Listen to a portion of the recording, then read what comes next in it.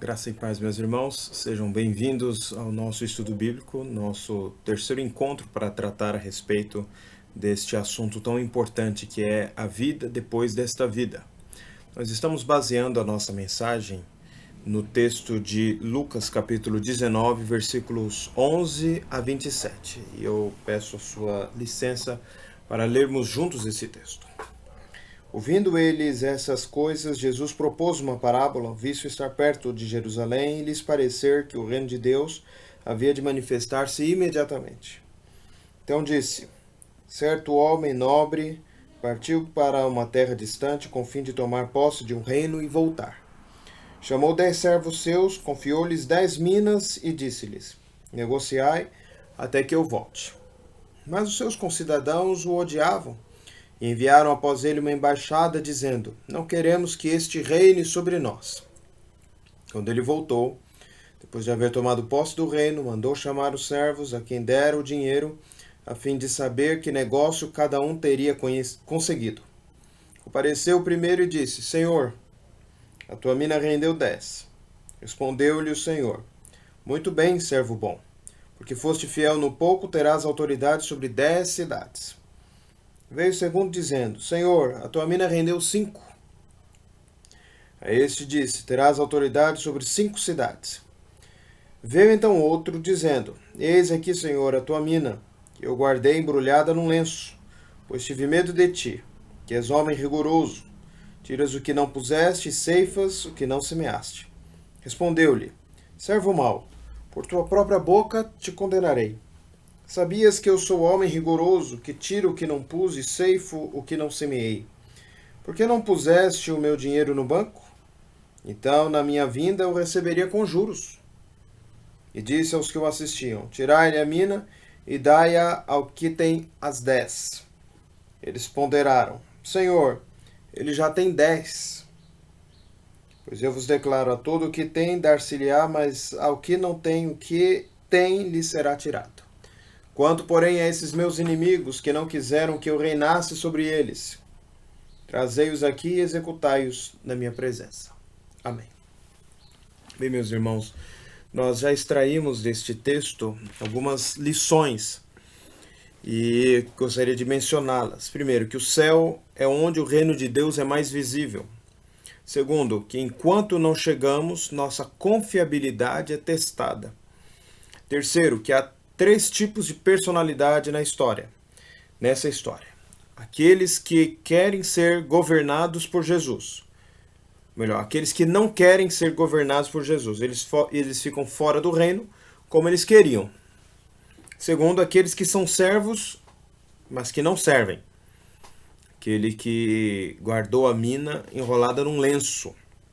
Apesar dele ser um servo, ele não estava a serviço de seu senhor. Em terceiro lugar, são aqueles que são servos e que servem. Dentre estes, tanto faz ser um servo que produza exponencialmente ou um servo que produza menos, porque o que está sendo testado aqui, e é exatamente o objeto do elogio de Jesus, não é a capacidade de reprodução de dinheiro, não é a capacidade de lucrar, é a sua fidelidade, é ele ser confiável. É o caráter dele, é o caráter dessa pessoa. Percebemos que há aqueles que são medianos, embora sejam fiéis, não produzem tanto quanto aquele que produziu 10, mas existem aqueles que são excepcionais. E eles são premiados, recompensados em razão de sua confiabilidade. Eles são confiáveis. Por isso, eles são postos sobre posições de destaque. Quero, portanto, chegar aqui em quarto lugar, lembrando que esta parábola, a parábola das 10 minas, descreve a nossa situação final. Como a era presente se relaciona com a era futura, quando o reino de Deus se manifestar. É sobre este tema que nós estamos tratando, o que nós vamos ver no céu, na vida eterna, na eternidade, após a ressurreição do corpo, quando o Senhor Jesus Cristo voltar, o que nós vamos ter? Nossas respostas para estas questões são por vezes enigmáticas. Os próprios profetas, ao descrever aquilo que eles percebiam com seus olhos ou ouviam, eram na verdade descritos para nós como algo que parece ser um filho de homem, sentado em algo que parece com um trono. Basta ver o relato de Ezequiel. Visões que por vezes não são captadas na captação na linguagem, dada a singularidade daquilo que está sendo visto e daquilo que está sendo percebido. Porém, há elementos, e Jesus, aquele que veio do céu e voltou para o céu, ele dentre os autores do Novo Testamento, os irmãos podem lê-lo à vontade. Os seus discursos são carregados destas figuras, dessas imagens do céu e do inferno. O autor bíblico que mais falou sobre o inferno foi Jesus. O autor bíblico que mais descreve o céu, sobretudo considerando que o Apocalipse é o Apocalipse de Jesus entregue a João, a vida eterna, a eternidade, aquilo que acontece num plano que está além dos nossos sentidos físicos, é Jesus. Observe agora, meus irmãos, o versículo 17, que a recompensa ela é diretamente proporcional, mas ela é mais que proporcional. Como assim, diretamente proporcional? Olha o versículo 17. Respondeu-lhe o Senhor: muito bem, servo bom, porque foste fiel no pouco, terás autoridade sobre 10 cidades. Veja só. Vamos fazer o cálculo aqui. Uma mina, 100 dias de trabalho. 100 dias de trabalho, no trabalho de sendo remunerado também a R$100, aí a R$10.000. R$10.000 é premiado para aquele servo como resultado ser estabelecido como autoridade sobre 10 cidades. Os irmãos percebem que é diretamente proporcional. Quanto mais minas conquistadas, maior o número de recompensa. Para cada uma mina, uma cidade. Irmãos, qual que seria o orçamento de uma cidade para ser administrado? Será que é só R$10.000? R$10.000 é praticamente, boa parte das cidades aí, é o salário do prefeito. Salário de um servidor público. A recompensa que receberemos ela é diretamente proporcional, mas ela não é proporcional no sentido mais rigoroso, ela é mais que proporcional. Eu contribuo com uma gota, eu sou fiel em uma gota, e a minha fidelidade nesta gota, uma gota de água, implica que eu seja colocado sob uma autoridade numa grande piscina. Ou num rio. Está entendendo a proporção? Ela é mais que proporcional. Ela é superlativa, ela é exponencial. Você é fiel em coisas tão minúsculas colocadas na sua mão hoje, e na eternidade você será colocado numa posição de prestígio e de honra sob uma autoridade muito maior do que às vezes aquilo que você recebe, aquilo que eu recebo nas minhas mãos, e posso até pensar, no dia que eu tiver uma autoridade maior, no dia que eu for uma liderança, ou mesmo sendo uma liderança, no dia que eu for líder de um grande grupo, aí sim eu vou trabalhar com entusiasmo. Por enquanto eu só estou esquentando os motores. Não é essa a perspectiva de Jesus nesta passagem. Nessa passagem se você recebe uma pequena missão, seja fiel nessa pequena missão. Você está sendo testado para ser colocado sob uma autoridade muito maior. Agora pense bem. Essa é rigorosamente a nossa recompensa? Eu penso que não. Por quê? Porque rigorosamente nós não recebemos minas nas nossas mãos. Nós recebemos situações e circunstâncias e chamados de Deus para determinadas tarefas, atividades, e nós nelas podemos nos mostrar fiéis ou infiéis, sendo de muita responsabilidade ou de pouca responsabilidade. Como assim? Veja bem. Em alguns momentos, nós somos chamados e colocados sobre uma situação de liderança numa igreja local, por exemplo. Quando chegarmos na vida eterna, nós seremos premiados como que dirigindo diversas cidades, porque fomos fiéis aqui. Só que então, nós não recebemos dinheiro na nossa mão para administrar. E esses servos, eles receberam dinheiro nas mãos para administrar.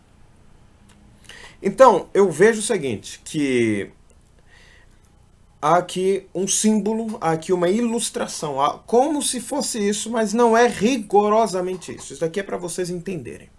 Isso aqui é para nós entendermos. É isso que Jesus está dizendo. Assim como vocês não recebem dinheiro para administrar e me trazer, assim também vocês recebem tarefas, por vezes vocês são provados, em outros momentos vocês são tentados. E se você se mostra tão fraco diante das provações, tão fraco diante das tentações, se você diante das limitações dessa vida, das dificuldades, você só reclama, você não se mostra fiel, não se mostra zeloso, você não se mostra empenhado, você na verdade não se mostra confiável. Então, do outro lado, quando nós estivermos na eternidade, e esse tempo será muito maior do que o tempo que temos hoje, ou seja, o tempo de teste é um tempo curto, o tempo em que nós usufruímos dos resultados desse teste é muito maior. Nós vamos passar a eternidade toda colhendo o que nós vamos semear agora. O que estamos semeando agora tem impacto sobre toda a eternidade. Por isso a urgência desta mensagem. Por isso a relevância desta mensagem. Esta é a única oportunidade que teremos. Ela definirá a nossa recompensa. Não pensemos que nós vamos entrar na recompensa sem antes ter trabalhado. Não pensemos que nós entraremos no descanso sem antes termos nos cansados. Estarmos cansados, cheios de fadiga. Nós precisamos ter isso em mente. Portanto, eu não estou afirmando que nós vamos ser administradores de cidades no céu. O que eu estou afirmando é que é como se fôssemos. É uma imagem. É uma imagem. Mas é uma imagem que, dentro dos nossos recursos que temos hoje, nos ajudam a entender o grau da desproporção entre aquilo que nós experimentamos hoje e podemos demonstrar a nossa fidelidade com aquilo que nós vamos experimentar na eternidade e que será fruto desta fidelidade nas pequenas coisas. Daí, mais uma vez, a importância dessa mensagem. Quinto lugar. A recompensa é baseada na fidelidade e não na produção. Versículo 17, mais uma vez. Fosse fiel no pouco. Irmãos, essa proporção, está claro que ela não é, que ela é uma proporção de outro mundo. É como se você fosse fiel nos centavos e Deus te colocasse para administrar os milhões. Mas sim, essa é a ideia. Você foi fiel no pouco, sobre muito vai ser colocado. Não é quanto nós produzimos, mas é na fidelidade, no trato daquilo que recebemos das mãos de Deus. Como assim? Quando nós recebemos algo das mãos de Deus, tem um Neossoro aqui na minha mão. Neossoro não, vou usar um livro. O livro é melhor. Quando nós recebemos um livro para cuidar dele, aqui ó, o ABC da Reforma, e nós guardamos bem este livro, que não é nosso, e nós devolvemos intacto, bem cuidado, lido, às vezes reproduzido, ampliado, nós tivemos cuidado com o que não foi nosso, que não era nosso. Está me entendendo? Quando você devolve aquelas minas, você diz, olha o cuidado que eu tive com o que não era meu, era teu. Há uma doutrina bíblica muito importante que nós recebemos e que nós enfatizamos em nossa tradição reformada, que é a da mordomia cristã. Tudo que temos, tudo que somos, tudo que recebemos não é nosso, é para administrarmos no serviço do Senhor. De modo que quando nós trabalhamos e servindo o próximo, nós estamos servindo a Deus, servindo o próximo. Como assim? Quando nós amamos o próximo. Se uma pessoa nos pede uma água, a gente dá um copo de água para ela. O copo de água não fica sem galardão. Se uma pessoa nos pede uma abrigo, nós damos a nossa capa. Se ela nos agride, nós oferecemos a outra face. Ou seja, tudo isso que nós vamos fazendo são demonstrações de amor ao próximo por amarmos a Deus. Amarmos a Deus no amor ao próximo. Não estou falando que o amor a Deus se esgota no amor ao próximo. Não. Mas nele também se expressa. Então, quando nós vamos fazendo essas pequenas coisas, tendo em mente que nós o fazemos por causa de Deus, por gratidão, por senso da responsabilidade e tantas outras virtudes e outros sentimentos em relação a Deus, nós estamos nos mostrando fiéis. Embora quando chegássemos, por exemplo, no dia do juízo final e falasse, ó Senhor, o que eu recebi nas minhas mãos foi criar minha família. Evangelizei algumas pessoas que eu pude evangelizar, sempre que tive uma porta aberta, mas eram poucas. Algumas, inclusive, se converteram, a maioria não. Mas estão aqui meus filhos. Trabalhei nas suas vidas. Fui fiel neles. Você foi fiel naquilo que foi colocado na sua mão, em determinado período do tempo. Às vezes nós não vamos receber a incumbência de evangelizar o Brasil inteiro, mas se evangelizarmos a nossa cidade, nós somos fiéis no pouco. Está entendendo? É a nossa fidelidade e não a nossa produtividade e nem às vezes a qualidade dessa produção. O que recebeu 5.000 também recebe as mesmas palavras elogiosas. Você foi confiável. Nós precisamos nos mostrar confiáveis diante de Deus. Sexto lugar, a recompensa é mais trabalho. Versículo 17, você vai administrar 10 cidades. Olha só, meus irmãos, às vezes a gente tem uma ideia que na vida eterna nós não vamos produzir. Nós vamos ficar parados, nós vamos ficar cantando, vai ter uma grande festa. Essa festa são as bodas do Cordeiro e o casamento não acaba mais. E passou 1.000 anos, nós estamos festejando. Passou 2.000 anos, nós estamos festejando. Passou 5.000 anos, nós estamos nessa festa. Passou 10.000 anos e a festa continua. A festa é legal, a festa é interessante. O momento de culto é um momento precioso. Nós queremos fazer tudo isso presencialmente. Nós vamos cantar para Deus na presença dele. Porém, o que o Senhor Jesus Cristo está nos ensinando é que a eternidade não é improdutiva, ela é produtiva. Nós vamos continuar a trabalhar na eternidade. É claro que a natureza desse trabalho é diferente. Veja que, no primeiro momento, nós somos servos que devemos administrar o bem que não é nosso, mas que é um dinheiro que nós temos que negociar. Quando chegamos na vida eterna, nós somos colocados numa posição de príncipes. Então é trabalho, mas é uma outra qualidade de trabalho. É um trabalho diferente. É um trabalho mais honroso. É um trabalho mais elevado do que negociar dinheiro. Do que ser um servo que faz esse tipo de administração.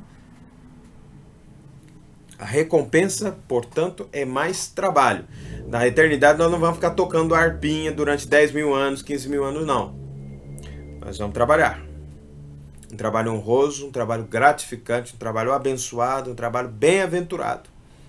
Um trabalho que glorifica a Deus, mas que também é exercido com muita alegria e muita satisfação. Quem não gostaria, meus irmãos, de, retirado naturalmente as dificuldades dos cargos, estar numa posição em que aquilo que você fala é importante? Às vezes a gente tem essa sensação que aquilo que a gente fala não é importante. Ninguém nos escuta. Ninguém nos ouve. Às vezes nem a nossa própria família presta atenção naquilo que falamos. E aqui, a palavra de uma autoridade, ela é ouvida, ela é atendida, ela é respeitada. Aqui neste mundo nós somos desprezados, lá honrados. Aqui neste mundo nós recebemos por vezes algumas funções com alguma dificuldade, para alguns como se estivesse fazendo um grande favor. Na eternidade não, há uma posição de destaque, mas há trabalho. para trabalhar. Se nós nos mostramos fiéis aqui, nós seremos colocados sobre autoridades, porque nós nos mostramos confiáveis e Deus vai confiar essas tarefas. Que tarefas que são? Não dá para saber. Agora, o que o Senhor coloca é o seguinte: há uma proporção, embora ela não seja, ela é direta, né? Quanto mais fidelidade, maior a confiabilidade, portanto, maior a recompensa. Mas essa recompensa não é simplesmente viver num balneário, todo dia na praia, tomando água de coco e numas férias eternas, que até de férias a gente se cansa. Não. É trabalho, é produção. Não como é na terra. Gratificante, abençoado e bem-aventurado. 8º lugar. Quanto mais forte o governo de Cristo na pessoa, mais poder o servo tem no reino de Deus. Como assim? Quanto mais eu me dedico aqui à pessoa de Jesus, mais poder eu tenho do outro lado. Algumas pessoas podem pensar: ah, pastor, isso pode ser um ensino que nos torna servos de Cristo por razões utilitárias. Não. Porque o Senhor sonda o coração, Ele está avaliando a nossa confiabilidade. Se a gente é fiel a Cristo aqui, porque tem em mente não a pessoa de Jesus, não o cuidado da coisa de Jesus, não o cuidado daquilo que nos é entregue para administrar, mas o interesse em me projetar na eternidade. Os irmãos estão percebendo que eu não sou uma pessoa confiável. Embora eu possa ter uma produção. O que está sendo testado e avaliado é o meu apego com Jesus. O que eu estou dizendo é que aqueles que são mais unidos a Cristo, aqueles que se unem mais a Cristo, aqueles que procuram mais a Cristo, aqueles que servem com maior entusiasmo, com maior interesse, e Jesus está vendo, são exatamente estes que Jesus vai confiar mais. Vai confiar mais cidades, vai confiar mais atribuições, vai confiar mais poder. Aqui nós também podemos ter poder espiritual. Mas a questão é a seguinte, veja só, que é importante colocar. Se eu só vivo em busca de poder político, de poder econômico, de status, poder social, eu não me interesso tanto em poder espiritual, porque poder espiritual você não vê. Poder espiritual não é algo que as pessoas percebem. Poder espiritual não me coloca como capa de uma revista, como uma das pessoas mais influentes do século, ou quem sabe mesmo do ano, ou quem sabe mesmo do dia no bairro. É uma coisa ignorada. E o teu Pai que te vê em secreto te recompensará, é o que Jesus fala quando nós oramos em secreto. Essa fidelidade, esse gosto, essa vontade de estar com Ele já se revela em poder espiritual hoje e poder no futuro. Só que no futuro, o poder espiritual é o poder que tem. É o poder que existe. Quanto mais poder eu tenho espiritual, mais poder espiritual eu continuo a ter. Ou porque hoje parece ser uma coisa sem grande importância. Mas lá na eternidade vai ser o poder existente. É o poder espiritual. 8º lugar. Não há competição. Você só compete consigo mesmo. Perceba que a recompensa do que tem 5 não foi diminuída porque o outro ganhou 10. Ou a recompensa daquele que tinha 10 não foi diminuída porque o que trabalhou ganhou 5. Ou seja, você está competindo por essa recompensa gloriosa que Jesus, pela sua livre graça, te dá a oportunidade de ter. Você só compete com você mesmo. Você compete com sua preguiça. Você compete com sua falta de interesse. Você compete com sua falta de visão. Assim como eu. A minha competição é comigo mesmo. Por isso Paulo falou, eu esmurro minha própria carne. Porque eu preciso me apresentar como um obreiro que seja capaz. Esmurro meu próprio corpo. Me esforço. A competição é comigo mesmo. Não existe um ranking. A premiação é a recompensa para todos. Você trabalhar muito não diminuirá aquele que trabalhou mais que você ou menos que você. Não existem recursos escassos estando em competição. Esses recursos são abundantes. Portanto, pode trabalhar sem medo de que sua recompensa vai ser menor, porque o seu irmão trabalhou mais que você. Não será menor. Será na proporção da sua fidelidade. O servo é bom porque ele é fiel. Não porque ele produziu 10. Não porque ele produziu 5. Mas porque ele é fiel, ele é confiável. Jesus pode confiar nele. A pergunta é, Jesus pode confiar em você? Jesus pode confiar em você as responsabilidades pequenas desta vida? Pense consigo mesmo. E se você se mostra infiel nas pequenas coisas, você espera receber grandes atribuições na eternidade? Nono e último lugar. Esse dia, meus irmãos, o dia da distribuição das recompensas, é antes de tudo o dia da coroação de Jesus. É o dia mais importante por causa disso. Ouvindo, versículo 11, eles essas coisas, Jesus propôs uma parábola, visto estar perto de Jerusalém, lhes parecer que o reino de Deus havia de manifestar-se imediatamente. A manifestação do reino de Deus é a manifestação do rei. Ela não acontece naquele momento. O Senhor volta para o céu, recebe o reino no céu, assim como Herodes, né, mal comparando, o próprio Cristo coloca essa ilustração, fazendo-nos lembrar. Algumas pessoas acompanham essa embaixada, não acompanham literalmente. Isso aqui é uma figura, isso aqui é uma parábola, isso aqui é uma imagem, para termos isso em mente, para dizer, nós não queremos que Jesus reine sobre nós. Nós queremos Herodes, o Idumeu. Nós queremos Pilatos, o romano. Mas nós não queremos Jesus. Nós não queremos que ele reine sobre nós. Para nós ele é um galileu esquecido. Um nazareno errante. Um carpinteiro sem expressão. Ele não tem importância para nós. Ele foi um mestre. Talvez bem intencionado, mas não deve reinar sobre nós.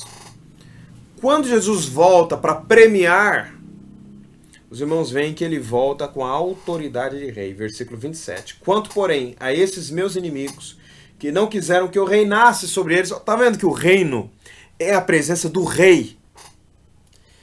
Não quiseram que eu reinasse sobre eles, trazei-os aqui e executai-os na minha presença. Ele está expulsando, ele está afastando aqueles que não querem ser reinados por ele, por sua livre vontade. Eles não querem ser e eles não serão reinados. Portanto, eles não participam do reino. São excluídos do reino. São excluídos do reino. Por que esse dia é importante? Porque é o dia da coroação de Jesus.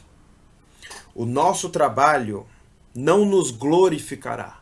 Porque essas 10 cidades que são colocadas sob a administração daquele que ganhou 10 minas, ainda são as cidades do reino de Deus, do reino de Jesus. Essas 5 cidades ainda são cidades que são colocadas no reino de Jesus.